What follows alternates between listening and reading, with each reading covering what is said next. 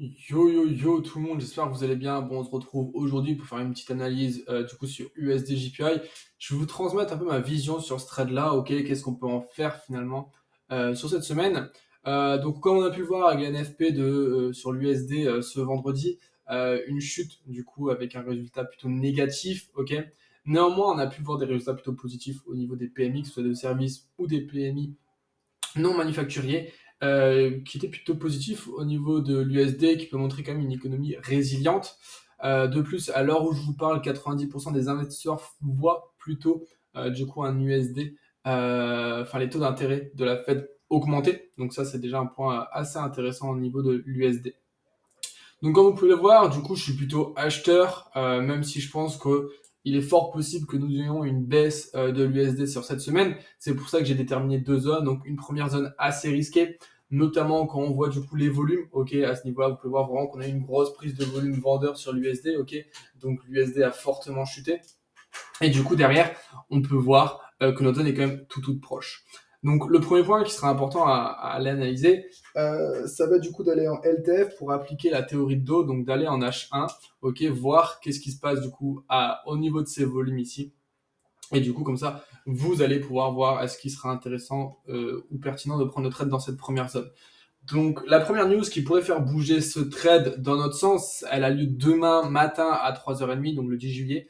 Ça va être du coup l'inflation au niveau du CNY, donc au niveau de la Chine, ok. Et du coup, si on a une news plutôt négative au niveau du CNY, ça pourrait faire prendre de la valeur du coup au JPY et du coup invalider du coup notre première zone. Ok, donc ça c'est la première information importante qu'il faut que vous regardiez du coup demain matin. Derrière, si on voit du coup une news plutôt positive au niveau du CNY, négatif au niveau du CNY, qui aura un impact du coup plutôt positif au niveau du JPY, cela amènerait du coup un USD à potentiellement chuter jusqu'au 139, donc notre deuxième zone.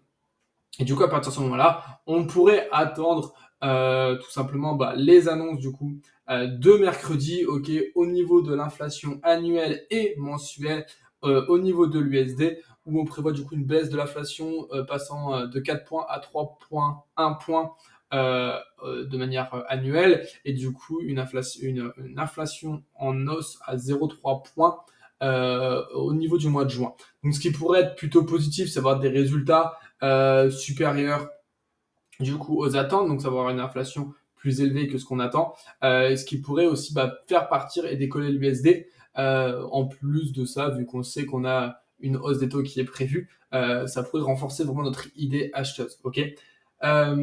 Ensuite, l'information aussi importante sur cette semaine, ça va être aussi les taux d'intérêt au niveau du CAD, ok, pour voir vraiment comment la zone Amérique du Nord s'en sort et les annonces au niveau des taux d'intérêt, que ce soit au niveau du NZD et du coup du speech du gouverneur Lowe, du coup pour la banque centrale australienne.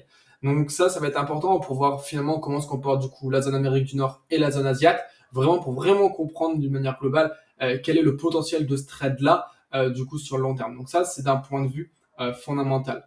Du coup, d'un point de vue technique, purement technique, comme je vous l'ai dit, hein, vous voyez, on est en tendance haussière du coup sur USD JPY. Ok, donc vous voyez vraiment qu'on est vraiment sur une hausse depuis longtemps. Qu'est-ce qui explique cette hausse-là? C'est la politique monétaire du JPY qui est finalement contestée, donc une politique déflationniste qui n'est pas forcément très bien perçue de la part des investisseurs. Et aujourd'hui, la seule chose qui peut faire bouger le JPY, ce serait une intervention de la BOJ, tout simplement. Donc c'est vraiment ça qui pourrait faire prendre de la valeur au JPY, mais d'ici là, on peut voir vraiment un JPY qui est plutôt faible. Et c'est ça qui me fait dire qu'on peut vraiment avoir un achat au niveau de l'USD parce que finalement, on peut voir que la chute de l'USD-JPY est due à des bad news au niveau de l'USD et donc des news plutôt rassurantes au niveau de l'USD grâce à l'IPC pourraient permettre de confirmer l'idée d'avoir une économie résiliente du coup au niveau de l'USD, ce qui pourrait vraiment nous permettre d'avoir ce setup acheteur. De plus, sur cette dernière impulsion, on peut voir que notre seconde zone est au niveau des 0,71. On se couvrirait avec notre SL en dessous de la dernière mèche et en dessous des 0,786, ok, ce qui nous ferait un SL à 60 pips.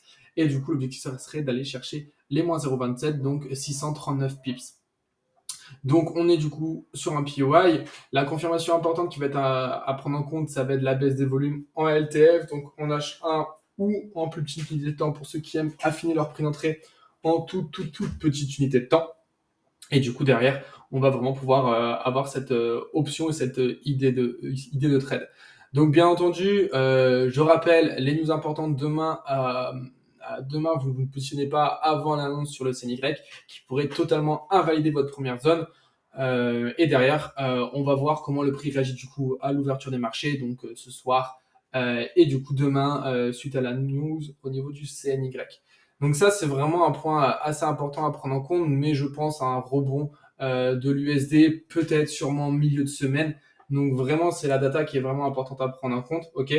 Euh, et donc, je vous invite vraiment à être patient sur cette opportunité. Potentiellement, le trade peut s'enclencher mercredi. Et si les datas sont plutôt négatifs au niveau de l'USD, il faudra voir au niveau de la zone du coup Asiat ce qui se passe parce que aujourd'hui, les news peuvent être pires au niveau de la zone Asiat que de la zone Amérique du Nord, ce qui ferait potentiellement du coup pump ce trade-là. Donc voilà pour cette opportunité. Si jamais vous avez des questions, n'hésitez pas à m'envoyer un petit message, que ce soit sur Insta, Telegram ou autre, j'y répondrai avec plaisir. Et du coup, nous, on se dit à très très vite.